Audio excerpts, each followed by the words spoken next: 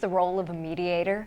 I'm Jill Horner. This is Comcast Newsmakers. With me this hour is Bridget Carroll. She is the director of the Youth Aid Panel and Training for the Center for Resolutions. Thanks so much for being with us. Thanks for having me here. When we talk about reaching a resolution, that word is right in the name of your organization. But talk to us a little bit about the role that mediation can play in reaching a resolution. Absolutely. A lot of times what happens is people come to us after they've been in conflict. Usually conflict has been ongoing for quite some time with a neighbor, with a divorcing parent. As they separate, they're trying to figure out custody plans, and communication has really stopped. A lot of times it's become unproductive. There's threats, I'm gonna bring my lawyer in, or if you don't stop that dog. And we see a lot of that. A lot of times tension is building and frustration is building, and the conversation has quit.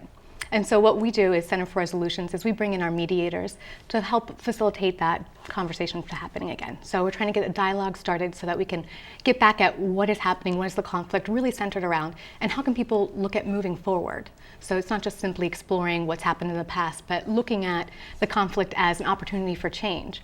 Clearly something is happening that doesn't work for the people who are involved, whether that's two neighbors, whether that's a landlord and tenant, or whether that is parents as they do try to separate.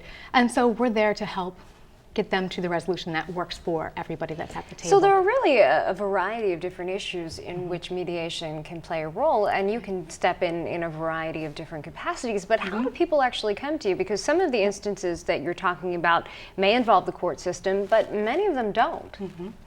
We are an alternative to the court system.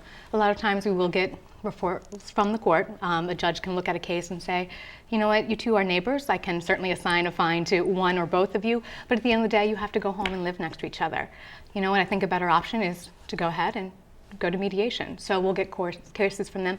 But a lot of times what we get is just people, what we call walk-ins, picking up a phone or doing an online search and just looking for something else. Most people have never heard of mediation. It's a very foreign concept in today's culture. And so a little bit of digging around, looking for anything to sort of fix is sort of how we kind of pop up on people's radar. And mediation can step in to help with all of those types of conflicts. So it can be a walk-in or a referral that we'll take. And that's just part of what you do as an organization. You serve Delaware and Chester counties, but you actually have a youth aid panel. Talk to us about how this works, because this is for first-time juvenile offenders, and it's a diversionary program. It is. So this is something that we have that is also under the restorative justice philosophy that we operate under. And what we are looking at are first-time juvenile offenders. So these are kids who are 15, 16, 17, picked up for summary level offenses. We see a lot of underage drinking cases. We'll see a little bit of, you know, perhaps vandalism or curfew violation, something that's kind of minor, and they come before members of their community. So they're getting to see the people that live in their neighborhood, and there's an interview process where the panel will ask the kid what's going on, what happened that night, what led up to you making sort of these poor decisions, kind of get a sense of what's going on there. But then they also ask questions about who this kid is outside of this one-time criminal event. And a lot of times it's just good kids who made a poor decision. And so the panel will take all of this into consideration and come up with a resolution or an assignment for the youth. A lot of times that includes things like an apology letter to the parents who've been involved.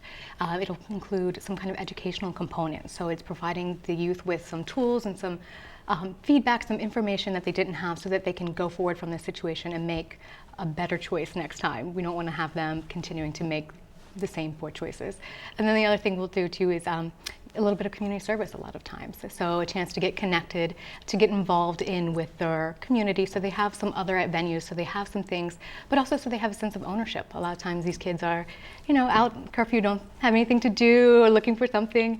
And it's a chance really for them to have to see the community in a very different light, and the community to see the youth in a very different light. And just a few seconds left, but you're always looking for the community to get involved as well. Absolutely. If you're interested in being either a mediator or a youth aid panelist, then what we're going to do is contact us. You can look us up online or give us a call, and we would love to see you there. Thanks so much. Thank you. We've been talking with Bridget Carroll. I'm Jill Horner for Comcast Newsmakers.